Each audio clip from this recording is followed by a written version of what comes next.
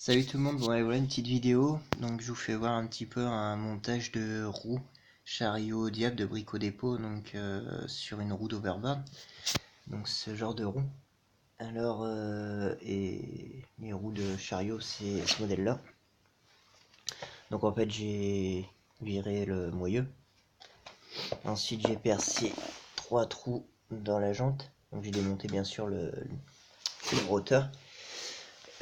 Sur la jambe, donc sur la partie arrière, une fois qu'il n'y a plus le moyeu là, donc j'ai découpé une tôle ronde qui vient se mettre dans la curvée là, donc un petit peu plus petit que le diamètre maximal. J'ai percé 3 trous qui correspondent à la jante, au perçage de la jante. J'ai soudé 3 écrous derrière et ensuite je l'ai posé, j'ai ressoudé sur la jante carrément du chariot. Donc j'ai démonté le pneu bien sûr. Et puis ensuite remonter sur la roue d'overboard, visser par l'intérieur avec 3 vis BTR de 6 et puis remonter le tout quoi. Donc voilà. Après pour l'alimentation, j'ai un contrôleur 36-48 volts, une batterie Lyon, donc le camion. Donc ça c'est le disjoncteur pour la mise en route. Et puis pour l'accélérateur, c'est un simple pédalier de PlayStation, donc qui est relié sur le contrôleur. Voilà. Donc ça tourne pas super rond quoi, il y a un petit peu de voile. Mais bon, c'est pour monter sur une petite voiture pour ma fille. Donc une réplique de Caterham, j'ai fait à l'époque. Donc pour la vitesse que ça va aller, ça sera suffisant. Donc là bien sûr c'est là je suis en 13S sur la batterie. Donc il y a eu 48 volts. Mais je pense que je mettrai en 36 volts parce que là ça tourne assez vite quand même. Donc là de toute façon je peux même pas le faire tourner assez vite parce qu'avec le balourd, vu que c'est pas bien centré, enfin moi c'est centré pour moi ce que j'ai fait c'est à peu près bien centré, mais la jante en elle-même elle tourne déjà pas rond à la base, donc c'est pas évident. Je vais essayer de faire un Excel. Ouais. Et là les taux il est pas vissé du tout, donc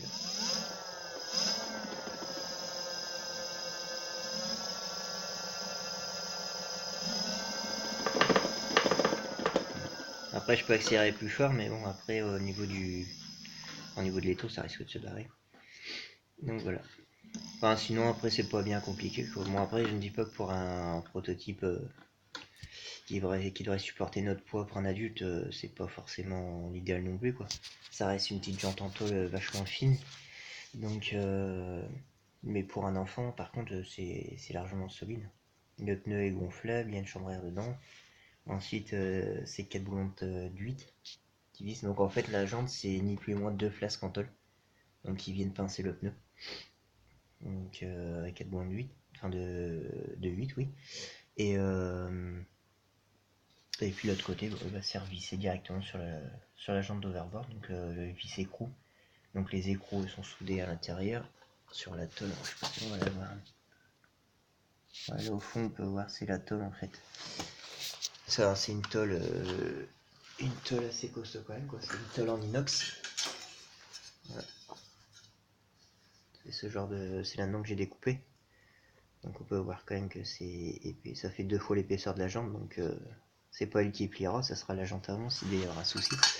Donc là derrière on va pas voir grand chose. Ça rentre un petit peu dans la jante. Donc, voilà. Donc après c'est idéal quoi, parce que pour la fixation il y a l'arc qui sort ici avec une espèce de ferrure qui vient verrouiller le plat là. Donc il suffit de percer 4 trous sur le châssis et puis mettre la ferrure, bloquer avec 4 vis BTR et puis voilà.